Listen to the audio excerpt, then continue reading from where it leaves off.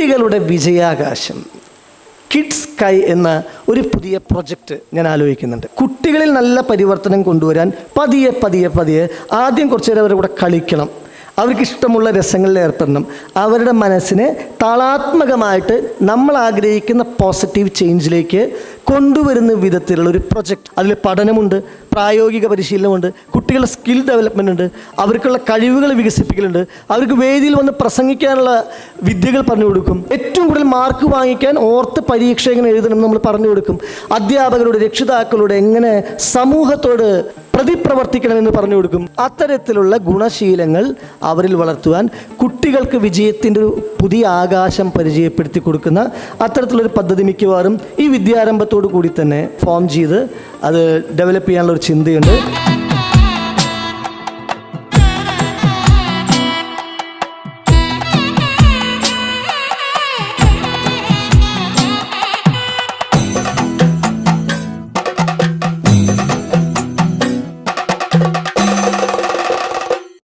ഞാനൊരു ചെറിയ കഥ പറഞ്ഞുതരാം, കുട്ടികൾ കേട്ടോളും. ഓണം വെക്കേഷൻ 10 ദിവസം കുട്ടികളെ അവധിക്ക് വിടുന്നതിന് മുൻപ് ഒരു ക്ലാസ് ടീച്ചർ കുട്ടികളോട് പറയാണ്, നിങ്ങൾ അടുത്ത 10 ദിവസം ഓണം ആഘോഷിച്ച് തിരിച്ചു വരുമ്പോൾ ഞാനിപ്പോൾ നിങ്ങൾക്കൊരു അസൈൻമെൻറ്റ്, ഒരു ചോദ്യം തന്നയക്കുന്നു, ഇതിൻ്റെ ഉത്തരം നിങ്ങൾ ആലോചിച്ച് കണ്ടെത്തി വന്ന് പറയണം.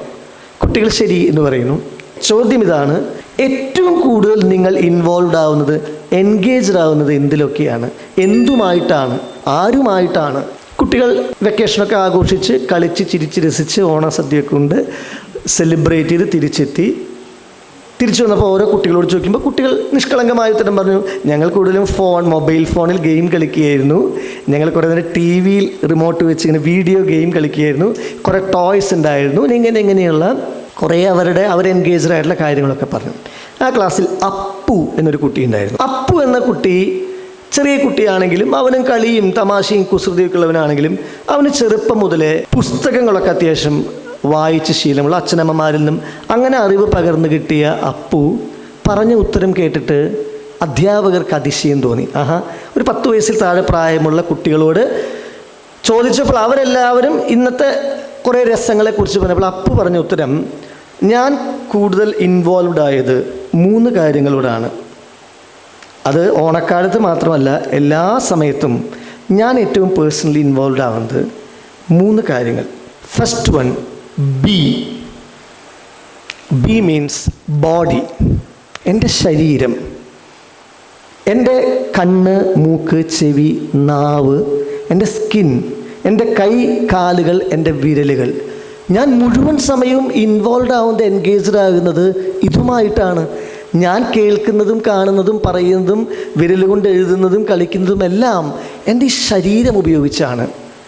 രണ്ടാമത്തത് എം മീൻസ് മൈൻഡ്.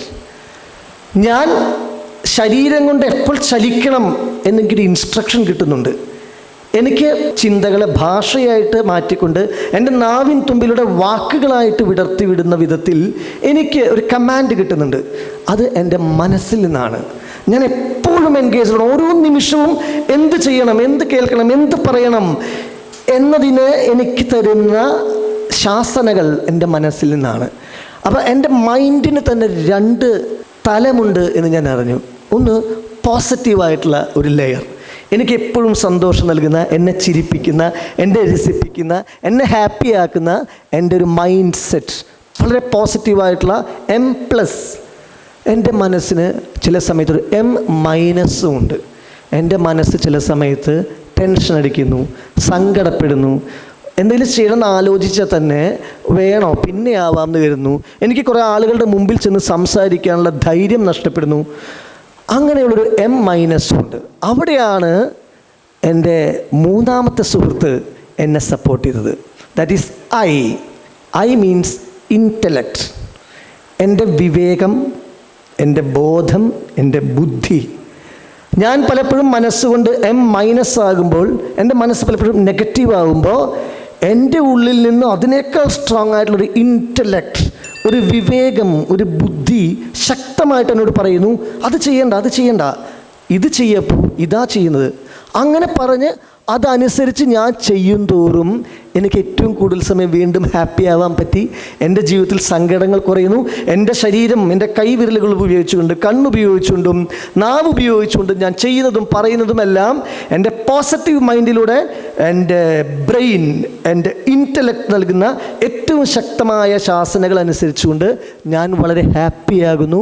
എൻ്റെ ജീവിതത്തിൽ ഏറ്റവും ഞാൻ എൻഗേജ്ഡ് ആയത് ഈ 3 ഫാക്ടേഴ്സായിട്ടാണ്. ആദ്യത്തെ എന്താണ്?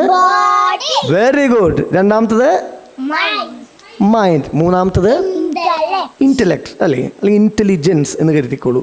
BMI. ഞാൻ ഈ പറഞ്ഞ BMI പ്രിൻസിപ്പിളാണ് സുഹൃത്തുക്കളെ നമ്മളൊക്കെ വായിക്കുന്ന എല്ലാ പുരാണ തത്വങ്ങളുടെയും, എല്ലാ ഇതിഹാസങ്ങളുടെയും, എല്ലാ ഉപനിഷത്തുകളുടെയും, എല്ലാ വേദങ്ങളുടെയും, എല്ലാ നാമജപങ്ങളുടെയൊക്കെ അന്തസത്ത ഇതാണ്. ശരീരമുണ്ട് നമുക്ക്, അതിനുള്ളിൽ മനസ്സുണ്ട്, അതിനപ്പുറത്ത് ബുദ്ധിയുണ്ട്.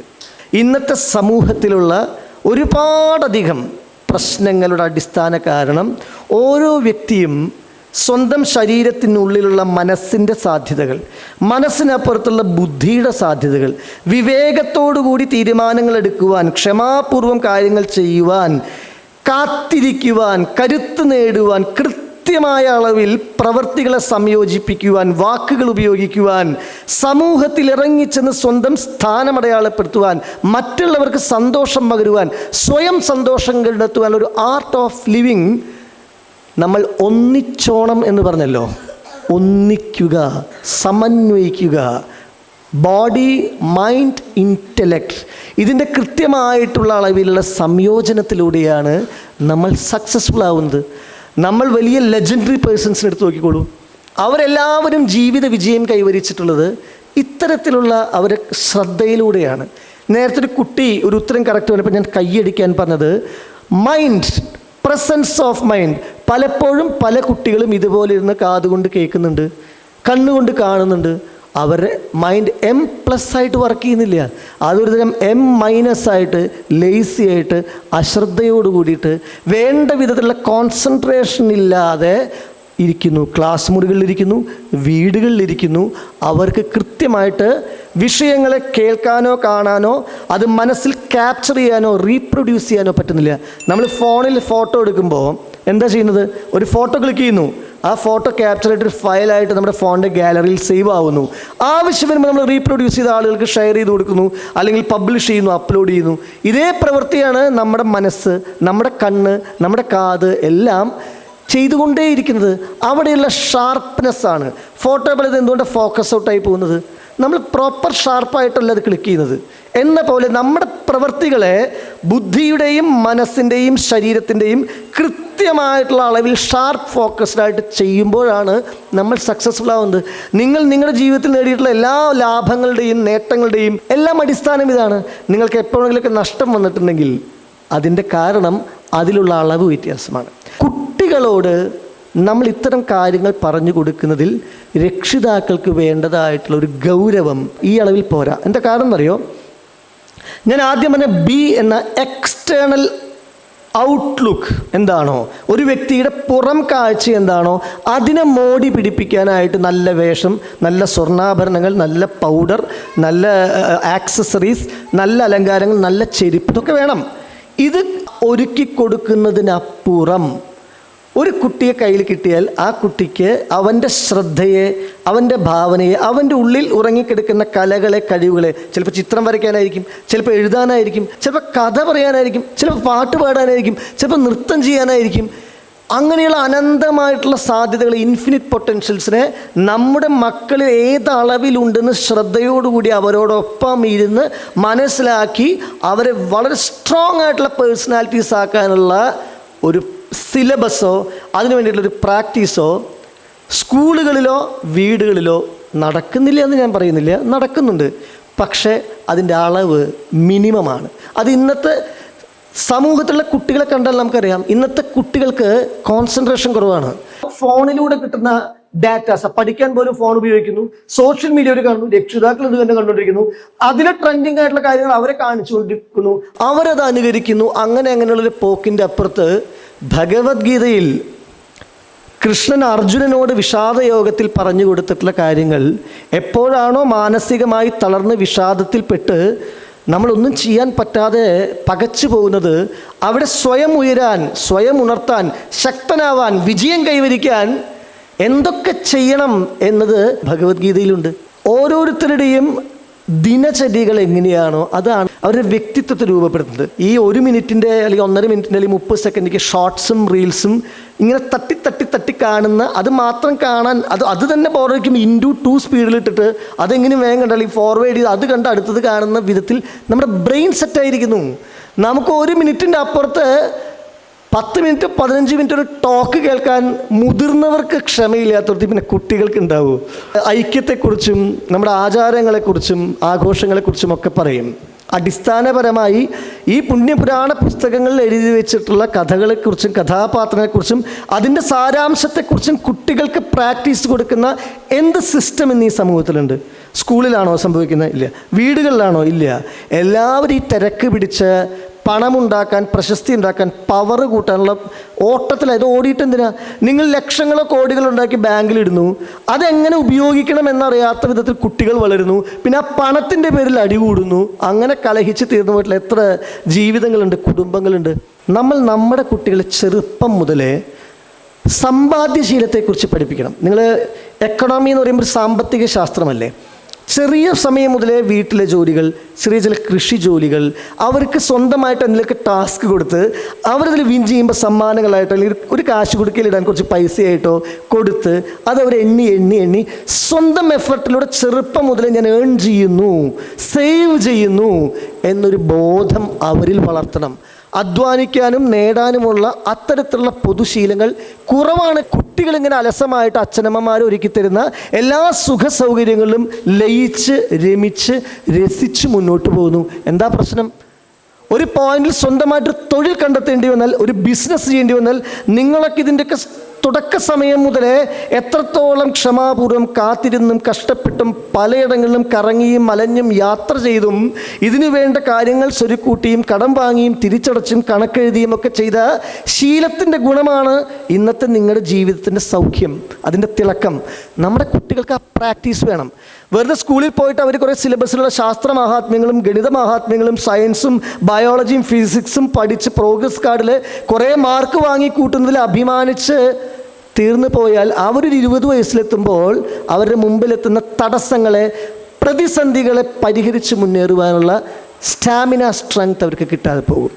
അതിനുള്ള പരിശീലനം എങ്ങനെ നേടണം എന്നുള്ളത് പറഞ്ഞുകൊണ്ട് ഞാൻ എൻ്റെ ഇന്നത്തെ യുവാക്കൾ ചുരുക്കുകയാണ്.